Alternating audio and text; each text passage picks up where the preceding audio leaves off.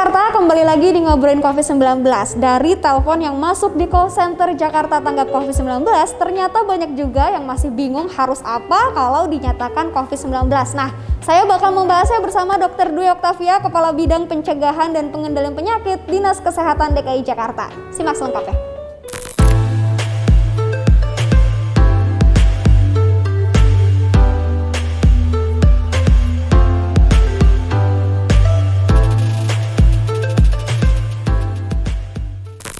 Oke, saya sudah bersama dengan Dr. Dwi Oktavia, Dok. Kita sudah bertemu pekan lalu ya, Dok ya. Untuk bahasan episode Ngobrolin COVID-19 kali ini, kita akan membahas tentang kalau kita positif COVID-19 itu kita harus apa. Nah, banyak nih, Dok, yang masuk ke call center Jakarta tanggap COVID-19. Banyak yang sudah bertanya juga dan menjalani swab mandiri ya, Dok ya. Itu ketika dinyatakan positif COVID-19, apa yang harus dilakukan, Dok? Oke, terima kasih Mbak Tami pertanyaannya. Jadi kalau pertama kita mendapat informasi bahwa hasil swab kita ternyata positif, katakan kita kemarin sebelumnya melakukan pemeriksaan mandiri. Yang pertama tentu kita komunikasi dulu dengan dokter atau fasilitas kesehatan tempat kita menjalani swabnya. Karena tentunya mereka punya SOP bagaimana bisa membantu orang yang positif supaya kemudian bisa dilanjutkan baik pengobatannya maupun kebutuhan isolasinya gitu. Tapi jika misalnya layanan itu tidak tersedia, maka yang pertama harus dilakukan, satu, nggak boleh panik. Karena kalau panik bingung mau ngapain dulu, sudah cemas ya, terus khawatir nanti malah tidak terkendali action-actionnya.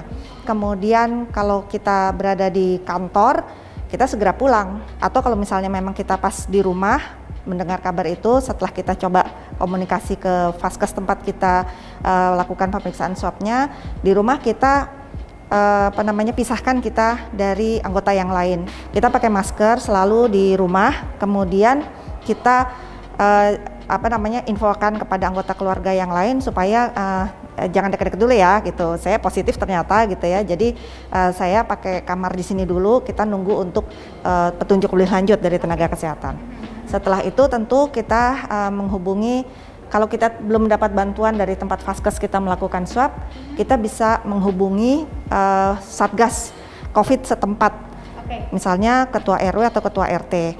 Mereka akan sangat siap untuk membantu meneruskan informasi kepada tenaga kesehatan, yaitu puskesmas setempat tempat kita tinggal. Nah, atau bisa juga langsung kita menghubungi puskesmas setempat tempat kita tinggal. Nah, katakan kita tinggal di kecamatan tertentu, ya kita tinggal cari nomor kontak, karena di setiap puskesmas kecamatan sudah punya nomor call center untuk bantuan COVID.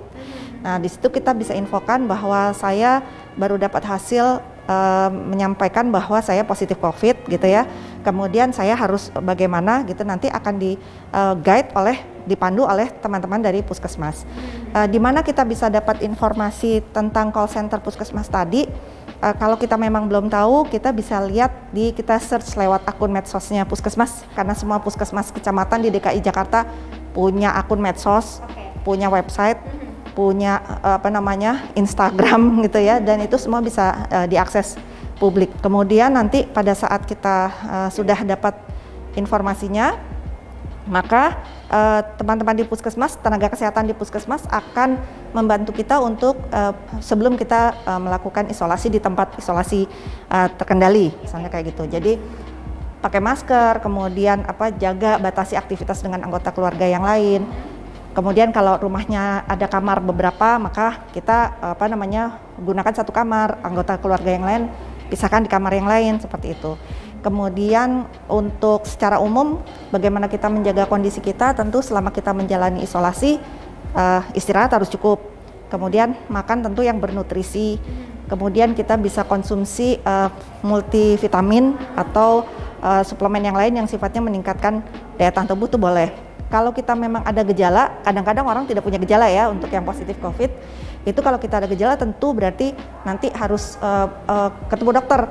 Berarti nanti dengan panduan puskesmas akan diatur jadwal pemeriksaannya, termasuk juga bagaimana untuk kontak erat kita yang lain, pemantauannya nanti diatur oleh teman-teman di puskesmas untuk penjadwalan dan untuk tindak lanjutnya. Nah, tadi seperti dokter sudah sampaikan juga bahwa ada kontak tracing atau pelacakan untuk kontak erat yang mungkin memang berdekatan dengan kita ya dok, selaku misal terkonfirmasi COVID-19. Nah, jika sudah dilakukan kontak tracing, lalu hasil dari keluarga kita ini negatif gitu dok, itu apakah tetap keluarga kita harus menjalankan karantina mandiri atau isolasi mandiri atau seperti apa sih dok? Oke, jadi pada saat kita positif, tadi kontak erat kita akan ikut dipantau. Karena kalau kita melihat dari pola penularan COVID, itu ada istilah masa inkubasi. Kita terpapar virus, sampai kemudian kita bisa mengalami sakit, muncul gejalanya. Itu bisa sampai 14 hari sejak kita tanggal terpapar virus. Berarti dari saat kita terakhir ketemu dengan orang positif, sampai 14 hari kemudian kita harus mawas diri karena bisa jadi kita juga positif gitu. Nah, kontak tracing tadi tujuannya mencari orang lain di sekitar kasus yang positif untuk dilihat apakah ada orang lain yang berpotensi juga menjadi sakit atau justru ketemu juga orang lain yang sudah sakit duluan cuman nggak ketahuan gitu, dia yang menularkan kepada kasus ini gitu. Nah, itu tujuannya kontak tracing. Jadi setiap orang yang punya riwayat beraktivitas sama-sama, apakah tinggal satu rumah atau satu kantor atau aktivitas lain bersamaan, itu harus melakukan karantina sepanjang 14 hari. Tujuannya mawas diri supaya jangan sampai dalam periode tersebut kita ternyata positif. Nah, tapi kita tidak sadar dan kemudian kita menularkan ke orang lain. Tapi bisa dilakukan di rumah ya dok ya, untuk yang kita mungkin jika memang hasil swabnya itu negatif gitu ya, tapi kita sempat berkontak erat dengan pasien konfirmasi positif, itu bisa dilakukan di rumah. Jadi untuk tempat isolasi, Satgas dari COVID setempat itu akan melihat bersama dengan koordinasi dengan puskesmas ya, untuk melihat apakah rumah kita bisa dilakukan sebagai tempat isolasi atau tidak. Saat ini lebih disukai untuk isolasi di tempat terkendali, contohnya di flat isolasi Kemayoran atau di beberapa hotel atau di beberapa wisma yang sudah ditetapkan. Nah, kenapa lebih baik dilakukan di tempat tersebut supaya bisa memastikan proses isolasi memang terpenuhi, artinya tidak berkontak atau tidak bertemu muka langsung dengan orang lain yang kemungkinan negatif ya gitu ya, yang bisa meneruskan penularan.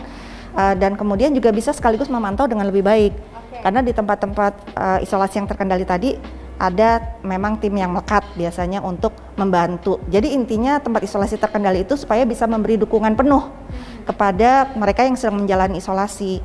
Nah, kemudian kalau untuk karantina juga demikian, sebenarnya intinya orang yang masih negatif gitu ya, karena bisa jadi dia positif ya gitu ya, dia harus menahan diri untuk membatasi untuk bertemu dengan orang lain. Berarti semaksimal mungkin dia karantina di rumah untuk tadi jangan sampai selama periode 14 hari itu dia nggak sadar dia positif, dia kemudian nerusin penularan ke orang lain.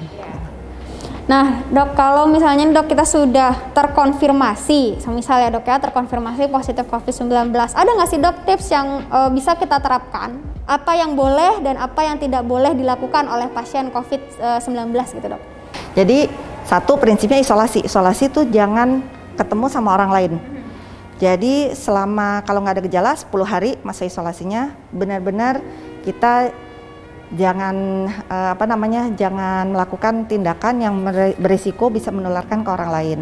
Berarti nggak boleh ketemu orang lain yang negatif ya, gitu. Kemudian kalau untuk kita aktivitas yang boleh dilakukan sebenarnya aktivitas apapun, tapi jangan berlebihan. Jadi kalau kita sedang menjalani isolasi, kerja boleh kok, tapi nggak usah begadang gitu ya. Lakukan hal-hal yang positif dan bisa membuat kita tetap optimis, tetap semangat gitu ya. Jadi ya silahkan kita mencari aktivitas. Untuk yang punya hobi baca, kesempatan bisa baca. Untuk yang hobi nulis lagu, bisa kesempatan nulis lagu gitu ya. Untuk yang masih punya pekerjaan harus diselesaikan, silahkan, tapi dilakukan di tempat isolasi terkendali tadi. Dan jangan bergadang.